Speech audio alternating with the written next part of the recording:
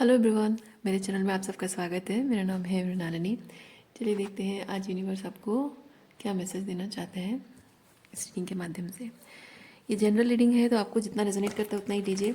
Gender specific messages नहीं है, timeless readings हैं, तो आपको जब भी रेजोनेट करता है आप उसे क्लेम कर सकते हैं। रीडिंग का कोई भी पोर्शन आपको रेजोनेट नहीं करता है तो कोई बात नहीं, आप मेरा चैनल विजिट कर सकते हैं। उसमें आपको जो भी मैसेजेस, जो भी वीडियोज़ आपको अच्छे लगते हैं आप देख सकते हैं। हो सकता है उसमें आपके लिए कोई मैसेज हो। और रीडिंग का कोई भी पोर्शन से अगर आपको लगता है कि हाँ कुछ रेजोनेट करता है लेकिन कुछ नहीं, तो कोई बात नहीं, जो रेजोनेट नहीं करता है जाने दीजिए। ज़बरदस्ती अपने आप पर उसको प्रोजेक्ट करने की कोशिश मत कीजिए, हो सकता है वो मैसेज किसी और के लिए हो। चलिए देखते हैं क्या मैसेज है। डियर यूनिवर्स, प्लीज़ बताइए जो भी कलेक्टिव इस रीडिंग को देख रहे हैं उनके हाईएस्ट गुड के लिए आप उन्हें क्या बताना चाहते हैं। Thank you for your grace, thank you for the love, thank you for the abundance, thank you for healing, thank you for transformation, thank you for clarity.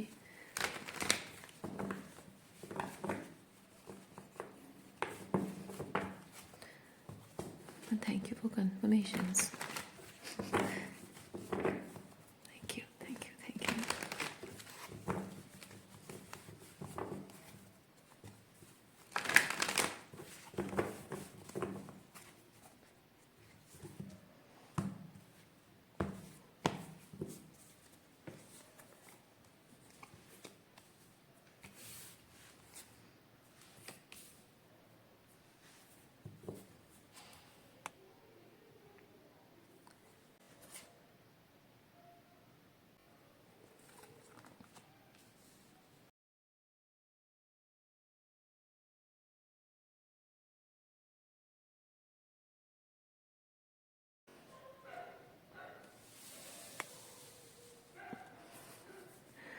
अच्छा, ये आपकी एनर्जी है और या फिर किसी और की एनर्जी है,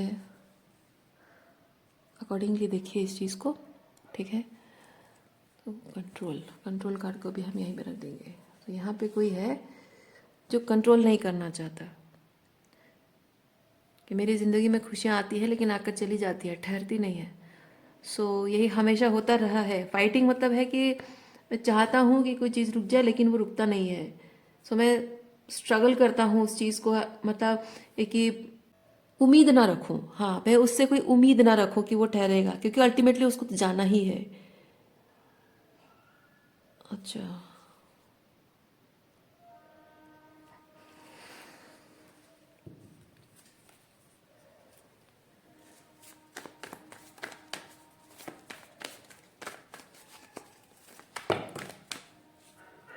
देखिए आप अगर ये चीज़ सोचते हैं कि ये जो आप कर रहे हैं ये आपकी डिटैचमेंट है, नहीं, ये आपकी डिटैचमेंट नहीं है, ये आपके अंदर का लैक माइंडसेट है कि आप एक्चुअली में डिटैच पर्सन है, आप एक्चुअली में मैच्योर पर्सन है, ऐसा आपको लग रहा है। लेकिन यहाँ आप एक चीज़ देख सकते हैं, ये फाइटिंग कार्ड ये चीज़ बताता है कि आप ये चाहते नहीं हैं, है ना। खुशियाँ जब आती हैं तो साथ में कुछ ना कुछ ऐसा लेके आती हैं जिसके लिए आपको थोड़ा सा अपने लोअर वाइब्रेशन पे काम करना होता है। देखिए लोअर वाइब्रेशनल एनर्जी आपकी है जिस पर आपको काम करना है। You have to rise above your own limitations, rise above your shadow. आपके अपनी इनर डिमॉन्स से राइज अप करना पड़ता है, और ताकि आप इस रिलेशनशिप में जो अच्छा है, जो गुडनेस है, उसे आप एक्सपीरियंस भी करें, और उसके साथ वो अपने साथ जो लेकर आया है उस चीज़ को आप इजीली लेट गो कर सके, यानी कि उसका पेन आपको महसूस ना हो। लेट गो का मतलब ये नहीं कि अगर इंसान के अंदर कुछ ऐसी बात है जो आपको ट्रिगर करती है तो उसे जाने देना, उसके साथ रिश्ता तोड़ देना, वो लेट गो नहीं होता है, वो कावर्डनेस होती है। My dear, I am sorry for saying that, okay. अगर आप किसी इंसान के अंदर कोई रेड फ्लैग देख रहे हो पर वो इंसान जेन्युइनली आपके साथ रहना चाह रहा है, सो वहाँ पे बोलना बहुत ज़रूरी होता है कि तुम्हारा ये एटीट्यूड ठीक नहीं लग रहा है मुझे। अगर वो सही इंसान नहीं है तो वो भाग जाएगा, वो दूर हो जाएगा, वो कुछ और ऐसे और भी टॉक्सिक चीज़ें करेगा, मैनिपुलेशन, माइंड गेम, है ना, आपको गैस लाइट करना, ये सब करेगा। लेकिन जो सही सही मायने में आपके साथ रहना चाहता है और आप अगर उसे कहो कि there is something red flag, I I don't feel good about it, तो वो सोचेगा, विचार करेगा, उस चीज़ पर काम करना चाहेगा। तो जाहिर सी बात है ना कि आप जब इसमें खुद ही अपना जो एफर्ट्स है वो मतलब उसको अनकंडीशनल लव के साथ दे रहे हो, डिटैचमेंट के साथ जब अपने एफर्ट्स दे रहे हो, तो जाहिर सी बात है वहाँ ये पेन नहीं रहेगा, रीबर्थ होगा, है ना। ये पेन नहीं रहेगा, वो रीबर्थ हो जाएगा, ट्रांसफॉर्मेशन हो जाएगा। जो पेन बन सकता था वो पेन ट्रांसफॉर्म हो जाएगा हीलिंग में, स्पिरिचुअल असेंशन में बदल जाएगा। देखिए उसमें कोई भी रिलेशनशिप में कंसिस्टेंटली कंसिस्टेंटली बने रहना, वो आपकी इमोशनल मैच्योरिटी नहीं है। या किसी रिलेशनशिप में जब आप टॉक्सिसिटी देखते हो तो इमीडिएटली लेट गो कर देना, वो भी इमोशनल मैच्योरिटी नहीं है। ओके, आई होप बात समझ रहे हो। अगर आपको नहीं समझ में आया तो मैं बताती हूँ एक चीज़। जब हम किसी के साथ मिलते हैं, किसी से मिलते हैं, तो इधर वो पर्सन हमें अच्छा लगता है या अच्छा नहीं लगता है। अगर वो अच्छा नहीं लगता है तो बात वहीं पे ख़त्म हो जाती है कि हमें उसके साथ आगे नहीं बढ़ना है ना। बात यहाँ है कि कोई अच्छा लगना, कोई अच्छा लग रहा है मतलब क्या, उसके अंदर कुछ अच्छाइयाँ हैं जो आपको अच्छी लग रही है। जो अच्छाइयाँ उसमें है उसको लेकर आप चाहते हैं कि उसके साथ रिलेशनशिप हो, है ना। उसमें अगर कोई अच्छाई नज़र आ रही है, आप चाहते हैं कि वो इंसान मुझे चाहिए, तो दो चीज़ें हो सकती हैं। इधर वो इंसान अपनी उस अच्छाई को आपके लिए नहीं लाया है, वो आपके साथ शेयर नहीं करना चाहता है, आप उसकी प्रायोरिटी नहीं हो, या फिर वो आपके साथ अपनी उस अच्छाई को, अपने उस गुडनेस को शेयर करना चाहता है, यानी कि आप उसके लिए प्रायोरिटी हो। अगर आप उसके लिए प्रायोरिटी नहीं हो, यानी कि वो आपके लिए नहीं बना है, वहाँ डिटैचमेंट के साथ उसको लेट गो करना चाहिए। लेकिन जो इंसान आपके साथ अपनी गुडनेस को शेयर करना चाहता है, यानी वो आपको प्रायोरिटाइज करता है, आप उसके लिए मायने रखते हो, यानी वो आपके साथ रिलेशनशिप में आगे बढ़ना चाहता है ना। तो जहाँ पे आप किसी इंसान को खुद पसंद करते हो, वो आपको पसंद करता है, वो आपके साथ रहना चाहता है, रिलेशनशिप आगे बढ़ाना चाहता है, आप भी रिलेशनशिप आगे बढ़ाना चाहते हो, लेकिन जीवन की सच्चाई ये है कि हमेशा सब कुछ अच्छा अच्छा नहीं लगेगा, क्योंकि एक पॉइंट आएगा जहाँ आपके कुछ ऐसे ट्रेड्स हैं जो उसको नहीं पसंद आएंगे, उसके कुछ ऐसे ट्रेड्स हैं जो आपको नहीं पसंद आएंगे, क्योंकि कोई परफेक्ट नहीं होता है। अगर आप चाहते हो कि आपकी जो ट्रेड्स हैं उसको लेकर वो आपको क्रिटिसाइज ना करे, नीचा ना दिखाए, आपको डिसरेस्पेक्ट ना करे, तो वो भी वही एक्सपेक्ट करेगा।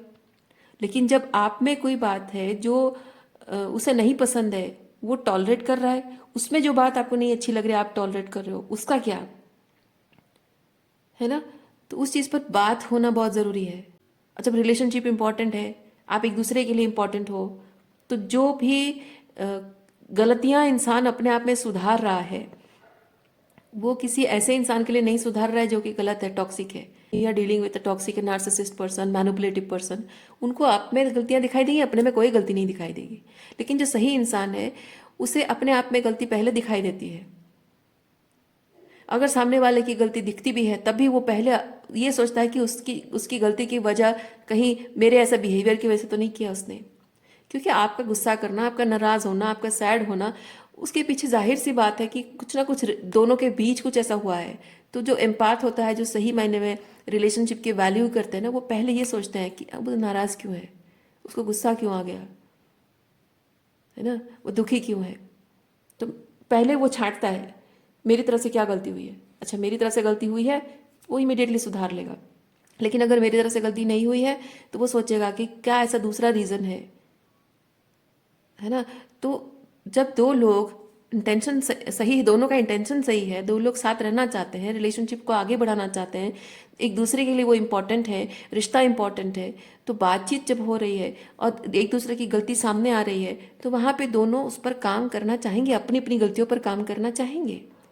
और उनके माइंड में हमेशा ये चीज़ रहेगा, हम चाहे कितना भी किसी बात पर आर्ग्यू कर लें, लेकिन एक दूसरे के फ्लॉज को लेकर, एक दूसरे की कमियों को लेकर, एक दूसरे की जो वीकनेसेस को लेकर, एक दूसरे के पर्सनल जो इश्यूज हैं उसको लेकर हम taunt and tease and criticise नहीं करेंगे, क्योंकि लोग जनरली क्या करते हैं, आपके जो डीपेस्ट फियर्स और डीपेस्ट पेन जो होता है, सीक्रेट्स होते हैं, उसको लेकर लोग सही टाइम पे ना मौके का फ़ायदा उठाते हैं और सही टाइम पे बोलते हैं ताकि उसको नीचा दिखाया सके, उसको हराया जा सके आर्ग्यूमेंट में।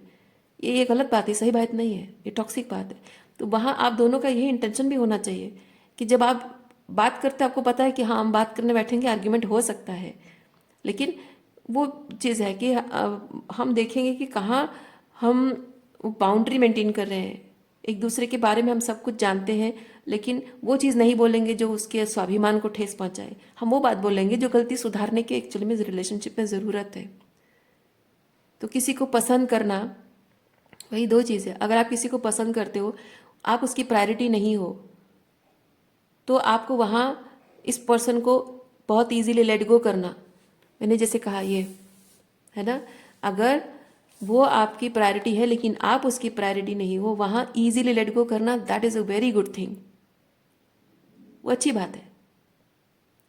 और वहाँ पे अगर आप ये चीज़ कहें कि मैं consistently I will hold on to that person, मैं उसके साथ निभाती रहूँगी, मैं कोशिश करती रहूँगी कि वो मुझे प्यार करे, वो मुझे पसंद करे, मैं उसके करीब जाने के लिए उसकी जो इमोशनल नीड्स है या जो भी है उसको खुश करने की कोशिश करूँगी ताकि वो मुझे पसंद करे, नहीं, है ना। तो यहाँ क्या हुआ, इजी लेटिंग गो गुड थिंग है, लेकिन कंसिस्टेंटली ट्राई करते रहना, कमिटेड रहना, ये गलत हो गया। जहाँ पे आपकी प्रायोरिटी वो है लेकिन वो उसकी प्रायोरिटी आप नहीं हो, लेकिन जहाँ पे आप और वो दोनों ही एक दूसरे को प्रायोरिटाइज करते हैं, वहाँ रिश्ता मांगता है कि आप उन चीज़ों को लेट गो करें जो आपके रिलेशनशिप को खराब कर रहा है ना। उन चीज़ों को इजीली लेट गो करें जो आपके रिश्ते को खराब कर रहा है, और उन चीज़ों को हमेशा इम्प्रूव करें या फिर उन चीज़ों को हमेशा प्रमोट करें जो आपके रिलेशनशिप को स्ट्रांग बनाता है, आपके रिलेशनशिप को लॉन्जिविटी देता है। ठीक है, तो अब आप समझ गए होंगे कि कोई रिश्ता आपकी ज़िंदगी में टिकता क्यों नहीं है। इधर इसलिए नहीं टिकता है कि वो इंसान आपके लिए नहीं बना है, पर आप कोशिश कर रहे हो और स्ट्रगल कर रहे हो अपने आप में, या फिर इसलिए नहीं टिकता है क्योंकि वो रिलेशनशिप आपके लिए सही तो है, वो इंसान आपके लिए सही तो है, लेकिन उस इंसान के साथ उस एक सही इंसान के साथ लेवल अप करके उसके साथ रिश्ते को निभाने के लिए वो शैडो वर्क आप करने को तैयार नहीं हो। वहाँ पे ये लैक माइंडसेट है, ये कंजूसी वाली एनर्जी है, माइजर, मैं नहीं करूँगा, वो शैडो वर्क नहीं करूँगा मैं, ईगो सामने आ जाता है। आपके टॉक्सिक अटैचमेंट्स जो अपने आप के साथ हैं, आपके पैटर्न्स के साथ, आपकी कंफर्ट जोन के साथ जो आपका टॉक्सिक अटैचमेंट है, वो आ जाता है सामने। और यही रीज़न है कि जब आपकी ज़िंदगी में कुछ आता है और आकर बहुत जल्दी चला भी जाता है, so that is the thing. चाहे कुछ भी हो जाए, holding on to it may work some time, may not work some time, कभी सही है कभी गलत है, एंड लेटिंग गो ईजीली कभी सही है कभी गलत है, वो डिपेंड करता है कैसी एनर्जी है। देखिए, टू अ पेंटेकल, कभी वो सही है कभी गलत है, सिचुएशन के ऊपर डिपेंड करता है।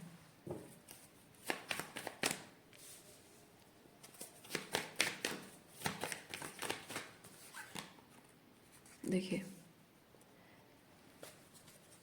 ये डेविल कार्ड है, इनर डिमॉन्स पर काम करना। ओके, आपके दोनों ही सिचुएशन में आपके इनर डिमॉन्स हैं, तो आप उसको प्रायोरिटाइज करते हो लेकिन वो आपकी प्रायोरिटी नहीं है। वहाँ यहाँ आपकी इनर डिमॉन है, आपका उसके प्रति अटैचमेंट, वो आपकी कोडिपेंडेंसी है।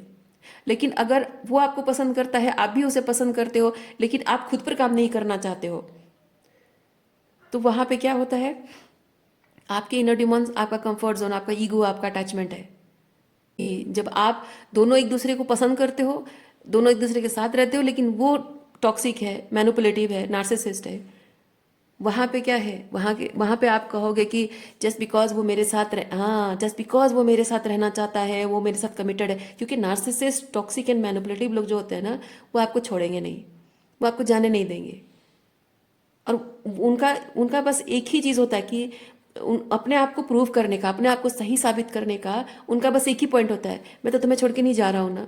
हमारे बीच कितनी प्रॉब्लम हो रही है, तुम मुझे कितना परेशान कर रही हो, तुम मुझे इतना सताती हो, इतना गुस्सा करती हो, ये करती हो, वो करती हो, तो देखो मैं फिर भी तुम्हारे साथ हूँ, चाहे हमारे बीच कितना भी हो जाए।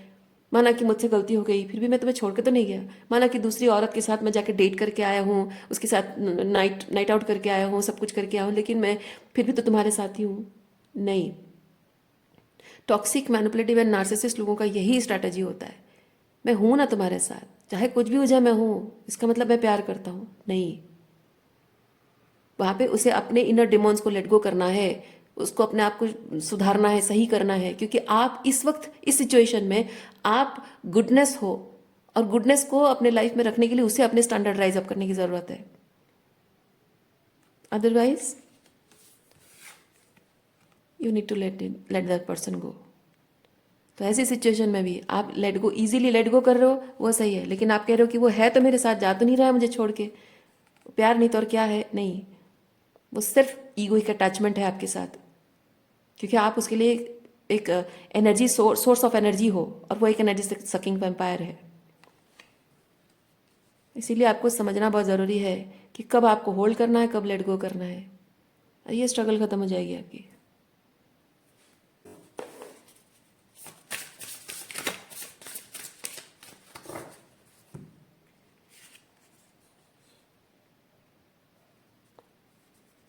देखिए, 11 ईयर ओल्ड चाइल्ड का जो एनर्जी है, ये ऐसा है कि 11 ईयर ओल्ड चाइल्ड बहुत ऑनेस्ट होता है, कि बहुत ऑनेस्टी होती है उसमें।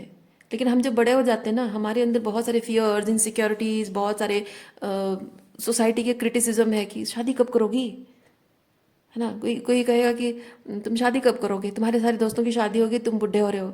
या लड़की को बोलेंगे कि तुम शादी कब करोगी, जब बुढ़ी हो जाओगी, बच्चे पैदा नहीं हो, मतलब तुम्हारी फर्टिलिटी खत्म हो जाएगी, और उसके बाद तुमसे शादी कौन करेगा, 40 के ऊपर हो जाओगी, कौन शादी करेगा तुमसे।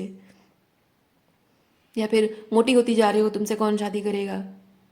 या लड़कों को बोलते हैं तुम्हारी अर्निंग सही नहीं है, पैसा ठीक से कमाते नहीं हो, तुमसे कौन शादी करेगी।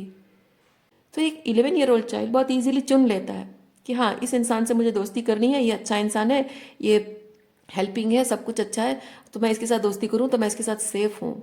अपना इंटेंशन इंसान को पता है कि वो खुद गलत नहीं करेगा, सामने वाला कैसा है उसको बस एक बार परख लिया तो दोस्ती करना आसान है। लेकिन हम लोग का क्या होता है, हम जब बड़े हो जाते हैं ना, बड़े होने के बाद बहुत सारी कंडीशन जुड़ जाते हैं। वो अकेलापन, उस सब में क्या होता है, इंसान अंदर से अकेला होता है, भले ही लोग साथ हों, लेकिन अंदर से इंसान अकेला पड़ जाता है। और ऐसे में उसको अपने आप को वैलिडेशन देने के लिए वो सब कुछ करना पड़ता है जो उसे नहीं करना चाहिए।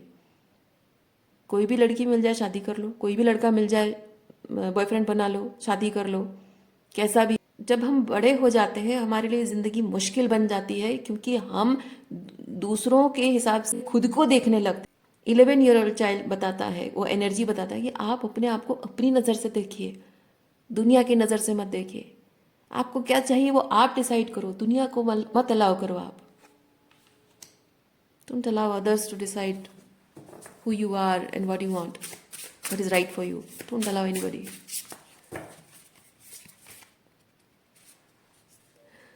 Out of the mess comes elegant order. See, मैंने क्या कहा आपको, रिलेशनशिप में जब आप किसी इंसान के, आप दोनों के इंटेंशन सही हैं, एक है, इंटेंशंस एक है, सही है, रिलेशनशिप के फेवर में है, आप दोनों जब मिलकर अपने आप पर शैडो वर्क करते हो, एक दूसरे के प्रति अनकंडीशनल लव रखते हो, कंपैशन रखते हो, फॉरगिवनेस रखते हो, एक दूसरे को ग्रो करने में हेल्प करते हो, है ना। खुद भी ग्रो होने के लिए आप एक दूसरे की हेल्प करते हो, और अपनी ग्रोथ के लिए भी आप कोशिश करते हो। तो वहाँ पे क्या होता है, मैस तो होता ही है, क्योंकि जब आप बात करोगे, क्योंकि क्या होता है आपके अंदर के सार के, क्योंकि एक बार इमोशनल इंटीमेसी जब आप इंसान से जोड़ते हो तो आपके इमोशंस का हर एक एस्पेक्ट को उसको समझ में आना ज़रूरी है, तभी जाकर इंटीमेसी बोला जाएगा, है ना। तो इमोशनल इंटीमेसी मतलब पूरी वॉल्नरेबिलिटी है। If you are not emotionally vulnerable in front of that person, वहाँ इंटीमेसी हो ही नहीं सकती। और उसके लिए ज़रूरी है कि आप सिर्फ लवी डबी प्यार वाली बातें करो, सिर्फ वो इमोशंस नहीं, आपके इनर डिमोन्स क्या हैं, आपने क्या क्या देखा है, आप कैसे जिंदगी को देखते रहे हो, अब कैसे जिंदगी को देख रहे हो, उसके बारे में उसकी फ्लॉज बताना, अपनी कमियों पर बात करना। इवन इवन पता है, अगर आप दो लोगों के बीच अगर प्रॉब्लम हुई है, झगड़े हुए हैं, बातचीत नहीं हो रही है, तो वहाँ पे क्या होता है ना, सबसे पावरफुल चीज़ क्या होती है पता है? जब दो इंसान एक दूसरे से बैठकर बात कर रहे हैं और रिकनसाइल करना चाह रहे हैं और गलतियों को सुधारना चाह रहे हैं, वहाँ सबसे पावरफुल चीज़ ये होती है कि वो इंसान बोले कि देखो यार, मैंने ऐसा ऐसा किया, वैसा किया, बिकॉज मुझे इस बात की इनसिक्योरिटी हमेशा रहती थी, या मैं इस चीज़ से डरता था, मुझे लगता था कि ऐसा है वैसा है, तुमने ऐसा कहा वैसा कहा, उसकी मुझे लगा कि ये हो जाएगा, ऐसा हो जाएगा, वैसा हो जाएगा। या फिर ऐसा कि मुझे लगता था, मेरी माइंडसेट थी कि लड़की ऐसी होती है या लड़के ऐसे होते हैं, उसकी वजह से मुझे लगा कि हाँ, सबकी जैसे तुम भी हो, सो मुझे लगा कि तुम्हारे साथ ऐसे ट्रीट करूं।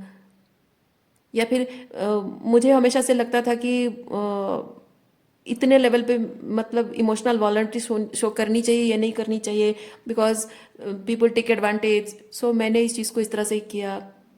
या मैं बस टाइम पास करना चाहता था, मैं बस सुपरफिशियल कनेक्शन चाहता था, मैं कमिटेड नहीं था, because I was not aware. या फिर I was not aware who you are truly, और तो बस मेरे लिए वो इम्पोर्टेंट था। तो वहाँ पे ना एक इंसान को ये बताना कि मेरे इनर डिमॉन्स क्या थे या क्या रहे हैं, और मैंने किस तरह से डिमोनिक तरीके से तुम्हारे साथ गलत किया, और मैं उस बात के लिए बहुत शर्मिंदा हूँ। पता है उसका मतलब क्या है? उसका मतलब है कि कोई फुल्ली एक्सेप्ट कर रहा है कि उसने एक्चुअली में क्या गलत किया है, उसे बहुत अच्छे से पता है, और आपके सामने वो बात कन्फेस कर रहा है। आप उस पर विश्वास कैसे नहीं कर पाओगे? है ना? जब कोई कहता है कि पता नहीं, शायद मैंने कोई गलती कर दी होगी, तुम माफ़ कर दो, या क्या गलती की है तुम बताओ, मतलब उसको वो जो इनर डिमॉन्स को उसने अलाउ किया आपके साथ गलत करने के लिए, वो उसे इधर नहीं समझ पा रहा है, या फिर अगर समझ रहा है तो उसे फर्क नहीं पड़ता है, या फिर अगर समझ रहा है लेकिन उसको डर लग रहा है कहने से। क्योंकि आपको अगर पता चल जाएगा, आपको हालांकि पता है, लेकिन वो एक्सेप्ट करना बहुत बड़ी बात है।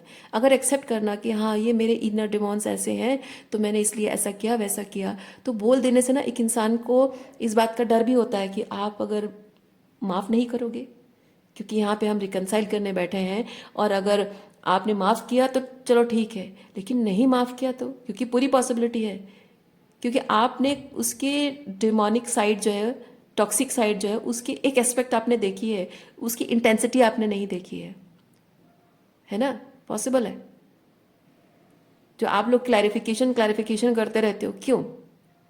क्योंकि आपने अपने पर्सन, जो टॉक्सिक लोगों ने आपके साथ जो गलत किया है, वो गलत किया है आप जानते हो, और वो आप पर कितना इफेक्ट किया है जानते हो, लेकिन वो कितने डिमोनिक इंटेंशन उसके थे, क्या क्या इरादे, कितने इंटेंस डिमोनिक इंटेंशंस उसके थे, या कितने हद तक वो गलत कर सकता था उस इरादे के साथ, या करना चाहता था, ये आपको नहीं पता है ना?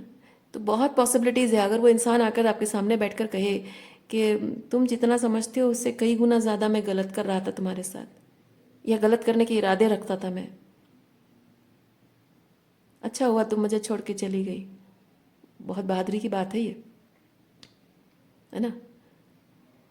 और उसमें ये रिस्क भी है कि आपको अगर पता चला कि आप जो इंट्यूटिवली फील कर रहे थे वो सच निकला, तो आपको भले संतुष्टि मिलेगी, लेकिन वहाँ पे आप क्या निर्णय लोगे वो एक अलग बात है।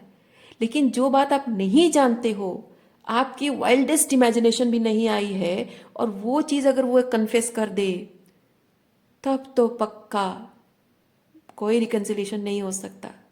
लेकिन उसके बावजूद भी कोई अगर आपको ये बात कहे, तो बहुत बहादुरी की बात है ना? बहुत इम्पोर्टेंट है।